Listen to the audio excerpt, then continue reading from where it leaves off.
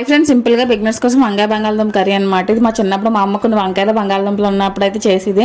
కానీ కర్రీ మాత్రం మాకు సూపర్గా నచ్చేసేది అనమాట. దానికోసం ముందుగా స్టవ్ ప్యాన్ పెట్టుకుని ఆయిల్ వేసుకొని హీట్ అయిన తర్వాత సన్నత ఉల్లిపాయ ముక్కలు పచ్చి ముక్కలు వేసుకొని ఇందులో కొంచెం కరివేపాకు కొత్తిమీర కూడా వేసిన ఫ్లేవర్ బాగుంటుందని చెప్పేసి బాగా ఫ్రై చేసుకోవాలి.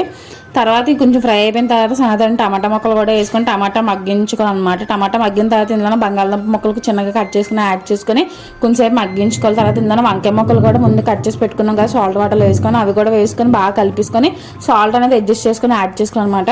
బాగా కలిపేసుకొని కొంచెంసేపు అలా మగ్గబెట్టుకోవాలి. కొంచెంసేపు మగ్గిన తర్వాత ఇందులో పసుపు కూడా యాడ్ చేసి ఇంకొంచెంసేపు మగ్గించుకొని ఇందులోనే కారం మనం టేస్ట్ తగ్గట్టు యాడ్ చేసుకొని జీలకర్ర ధనియాల పొడి కూడా యాడ్ చేసుకొని బాగా కలిపేసుకోవాలి.